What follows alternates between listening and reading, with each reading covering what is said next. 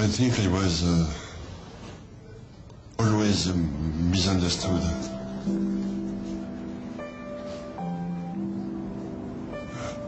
I think I annoyed them. I got on their nerves. Yeah, it was lonely. And then, one day, everything changed. Somebody finally accepted me. Since I've got this job, I finally feel useful.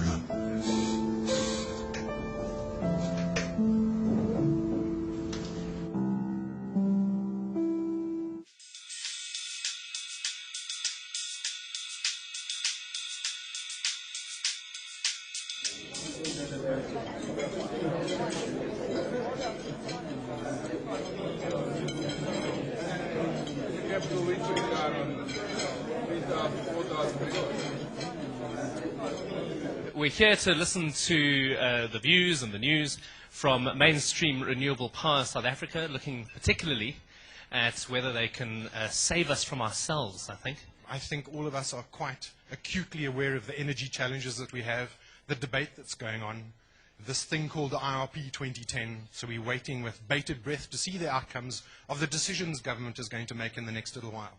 And as we have the debate between business, various communities in the business community, we start dealing with the real issues. Dr. O'Connor is the global CEO of Mainstream Renewable Power and has a history in renewable power. You're coming to the most sun-soaked country possibly in the world, and yet you want to talk about wind power. Why are we not looking at solar? Oh, we are looking at solar, yeah. But you have got great winds and great solar. Solar is a little newer in terms of its commerciality. Until recently, it was about 4 million euros, let's say, per megawatt to install solar plant. That's come down now to 2.5 million. Solar isn't just as advanced as wind, but we certainly will be building solar plant here in South Africa. Tell us a bit about the wind program that you are actually having a look at down here. Well, we're partners, as Davin said, with Genesis, and we've been working here now for over a year, and we've got I think about 8,000 megawatts under development. We've a lot of stuff now at various stages of development. It's becoming acceptable now here that 25% of the electricity in South Africa will come from renewables by 2025. The average time for developing a wind farm, here in South Africa could be 3 to 4 years. And that's very, very quick. In our industry, the role of government is absolutely crucial. And it's fundamental, and it's the number one thing that has to happen. Because every electricity industry in the world has been some kind of a monopoly. And they want to continue to do things the way they've always done them. They want to be able to switch on the power, pollution and such, carbon burden, all that stuff. That was all irrelevant. And so it required government to come along and say, you will use an intermittent source of power. Carbon is now 13 euros a tonne. By the middle of this decade, it's probably going to be between 30 and 40. So the government are the only people who can actually look after the best interests of the people. And they have to decide, well, how do you make things without carbon? Well, you take your wind and you take your solar and you integrate them into the grid. And you do that on a systematic and thorough basis. And you introduce the laws. So you break up the power of Eskom. I mean, throughout Europe, throughout America, the power of the monopoly has systematically been broken. It's not that you want to, harm anybody or do anybody down or discommode anybody. You just want to put the electricity service or the electricity industry at the service of the people. And you want to do that in a more effective way than it's been done up to now. You want complete transparency. Is your goal that I, as a Johannesburg user, will be able to buy power from your Jeffreys Bay wind project? We're not going to go that far in terms of setting up our own supply industry here. We're quite happy with what the Timbani Bukla, the NERSA, the chairman of the regulators, has said, that there should be a fixed price for every unit of electricity that you produce in Jeffreys Bay and elsewhere, that will attract a fixed price. Banks love that.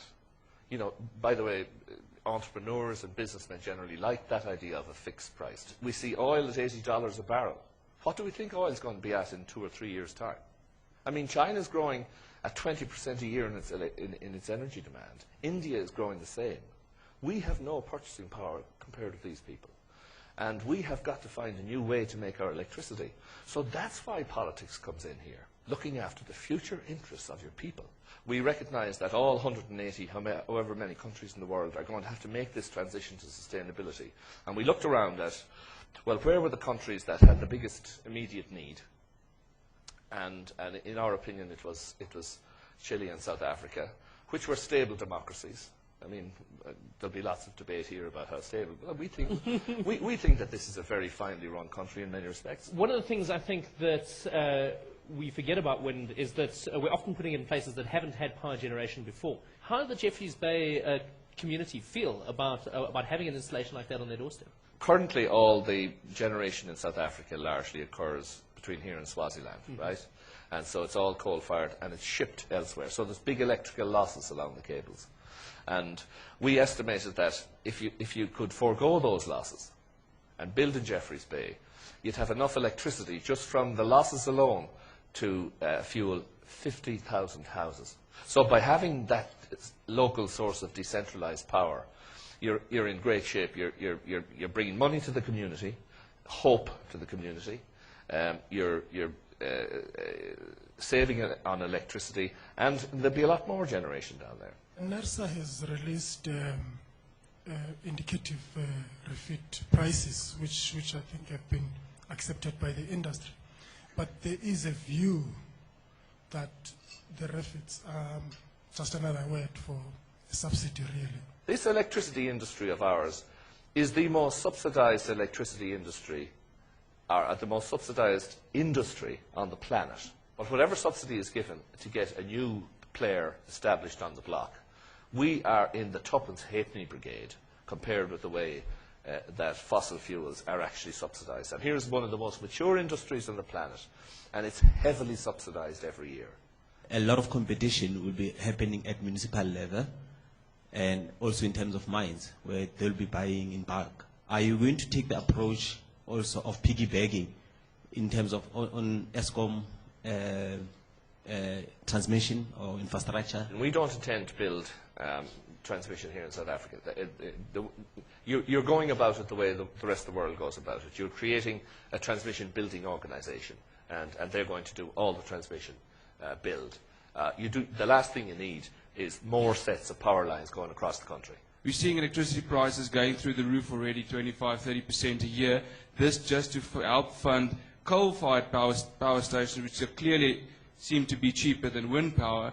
Now, if we want to build those size wind farms, what is the impact going to be on the poor then? It costs about 1.6 million euros per megawatt to install wind power and to install coal. They're both about the same. Now, when you begin to compare operating costs, this is where it becomes really difficult to compare one with the other, because wind is free and wind is fixed in cost. But what happens when you build a wind farm, for instance? The wind farm is going to be around probably 100 years.